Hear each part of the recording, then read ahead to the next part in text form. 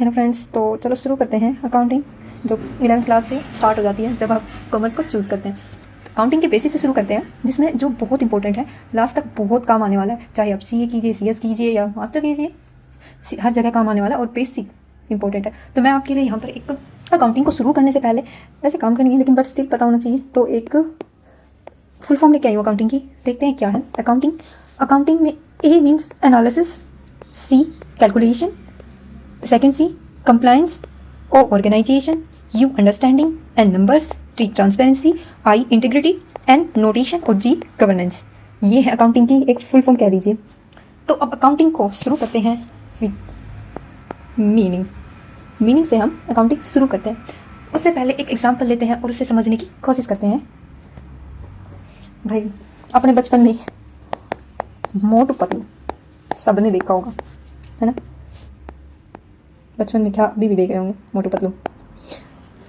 उसमें एक समोसे वाला होता है जिसकी खुशबू लेते रहता है मोटू, है ना? वो समोसे का वहाँ बिजनेस करता है। उसने सोचा गवर्नमेंट जॉब तो अब थोड़ी बहुत रही है और तो मिलती नहीं है इतनी जल्दी, तो क्यों ना अपना एक बिजनेस शुरू किया जाए। तो उसने समोसे का बिजनेस शुरू किया। ठीक है भाई, कर दिया। बिजनेस के लिए अब समोसे के लिए क्या क्या चाहिए? मैदा चाहिए, ऑयल चाहिए, गैस चाहिए, इसके अलावा वेसल्स और बैठने के लिए फर्नीचर वगैरह चाहिए, स्पेस चाहिए। इसके अलावा जहाँ पर वो अपने बिजनेस को स्टैब्लिश कर रहा है उसके लिए शॉप भी चाहिए। तो इन सब के लिए, ये सब के लिए क्या चाहिए? कैपिटल चाहिए। तो उसने अपने बिजनेस में कैपिटल लगा दी, स्टार्ट कर दिया बिजनेस। समोसे बनाने लग गया। हर महीने 500 समोसे बनाता है हमारे समोसे वाले भैया। अब समोसे बिक भी रहे हैं अच्छा खासा, लेकिन अब उसे ये नहीं पता चल रहा कि उसे प्रॉफिट हो रहा है, लॉस हो रहा है। अब उसने क्या किया था, सारा पैसा उसके पास तो था भी नहीं, उसने कुछ उधार भी लिया था। तो बहुत मैसी सा हो गया सब कुछ उसे समझ ही नहीं आ रहा। बिजनेस को आगे कंटिन्यू करना चाहिए, नहीं करना चाहिए, वो हो गया कंफ्यूज। तो हमारे समझदार जो है, कौन है? पतलू के पास गए और उसने कहा कि पतलू भैया, बड़ी दिक्कत है, समझ ही नहीं आ रहा क्या करें। बिजनेस किया था समोसे का, कैपिटल भी लगा दी, अब समझ नहीं आ रहा, लॉस हो रहा है, प्रॉफिट हो रहा है, कहाँ पैसे जा रहे हैं, कहाँ ला रहे हैं, बस लगे जा रहे हैं, कुछ समझ नहीं आ रहा। तो हमारे पतलू भाई साहब ने बोला कि एक काम करो समोसे वाले भैया, आप ना लिखना शुरू करो, एक बुक बनाओ और उस बुक में आप लिखना शुरू करो कि आपने कितना पैसा लगाया। क्या पैसा मीन्स कैपिटल, कितनी पूंजी आपने लगा दी। ठीक है, कितने का आप मैदा लेके आए, कितने की गैस लेके आए, ठीक है, आप फर्नीचर कितने का लेके आए, अगर आपने रेंट पे लिया ये स्पेस जहाँ पर आप समोसे बनाते हो तो रेंट कितना देते हो। आपके पास कस्टमर आते हैं मोटू जैसे जो एक साथ 100 समोसे खा जाते हैं, तो उसने पैसे दिए या फिर ऐसे ही बोरो करके खा लिए, वो लिखो। इससे आपको पता चलेगा कि आपके पास लास्ट में आपने, इसमें सारी चीज़ों में पता चलेगा कहाँ से पैसे आ रहे हैं, कहाँ लगाए जा रहे हैं, आपको प्रॉफिट कितना हो रहा है, बिजनेस कंटिन्यू करना चाहिए या किसी और चीज़ का शुरू कर दे, जलेबी बेचना शुरू कर दे। तो वो सब इसमें देखा जाता है। तो जब हमारे पतलू भाई साहब ने ये सजेशन दिया, तो इसको हम क्या करना कहेंगे? जब ये इवेंट्स ट्रांजेक्शन्स को जब हम एक जगह लिख रहे हैं, जो ये पूरा कार्यक्रम हम कर रहे हैं, उसको बोलते हैं अकाउंटिंग। ये होती है अकाउंटिंग बच्चों। तो अब एक डेफिनेशन देखते हैं। आई होप आपको समझ में आया होगा अकाउंटिंग क्या होता है। चलिए एक डेफिनेशन से देखते हैं जो एग्जाम के लिए हेल्पफुल होगी और आपको बेसिक कंसेप्ट यहाँ से डेफिनेटली क्लियर होने वाले हैं। सो अकाउंटिंग की definition, accounting is the art of recording, classifying and summarising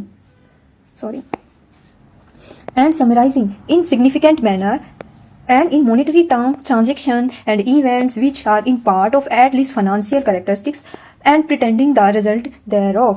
ये डेफिनेशन दी है ये जो डेफिनेशन दी है वो दी है AICPA ने, जिसकी फुल फॉर्म है American institute of certified public accountant. इसमें शुरुआत से हमने अकाउंटिंग को समझा। अकाउंटिंग क्या है?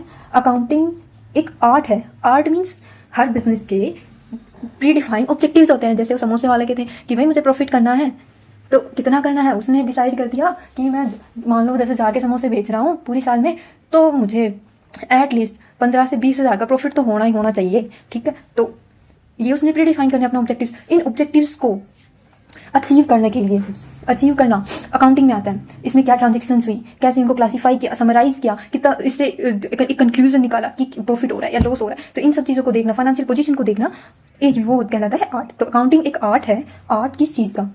Art of recording, recording means अभी जब पतलू भाई साहब ने बोला था कि समोसे वाले भैया अगर आपको नहीं समझ आ रहा कि कहाँ से कितना पैसा आ रहा है, जा रहा है, कहाँ लग रहा है, तो आप अपनी बुक्स में लिख लो, एक बुक बनाओ और वहाँ पे लिख लो कहाँ से कितना आ रहा है, तो उसको हम बोलेंगे रिकॉर्डिंग।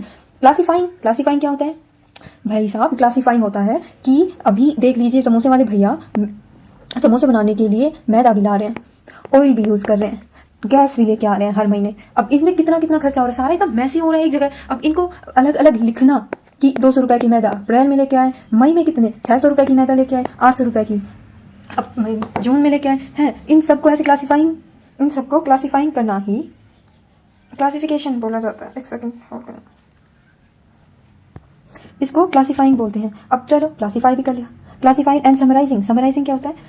एक जगह लिखना। अभी उसने पूरा लिख लिया, समोसे वाले भाई साहब ने पूरा लिख लिया हर जगह कि इतनी चीज़ें यहाँ से आ रही है, टोटल कर लिया।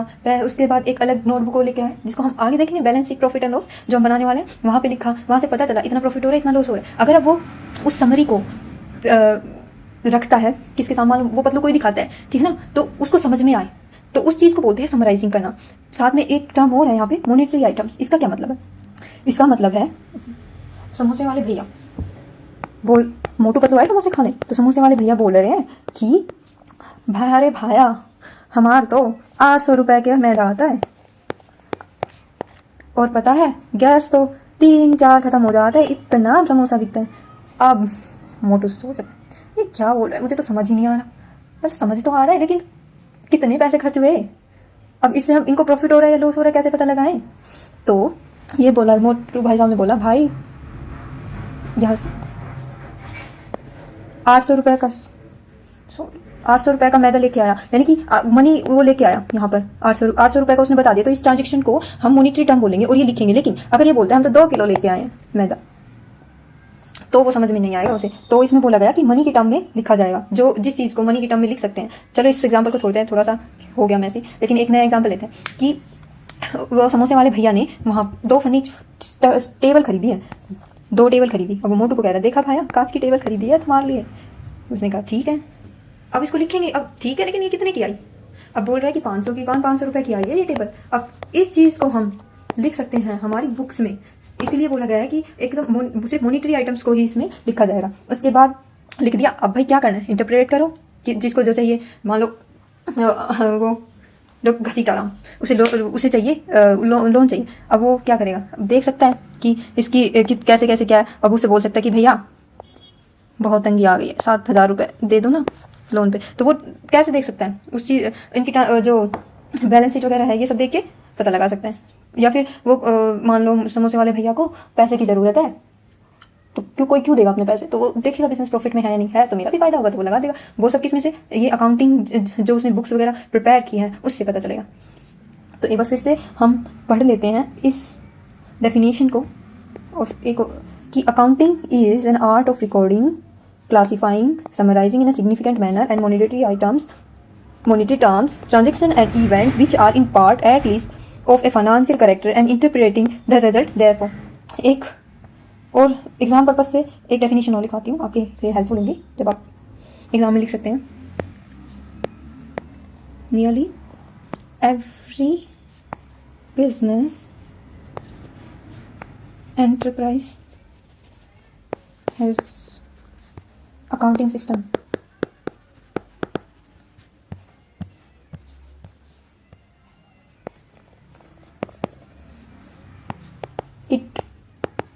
It's a mean of collection।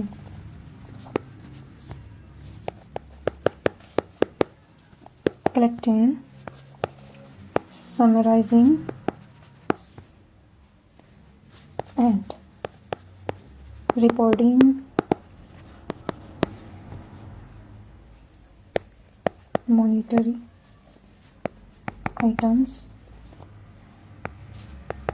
information about business।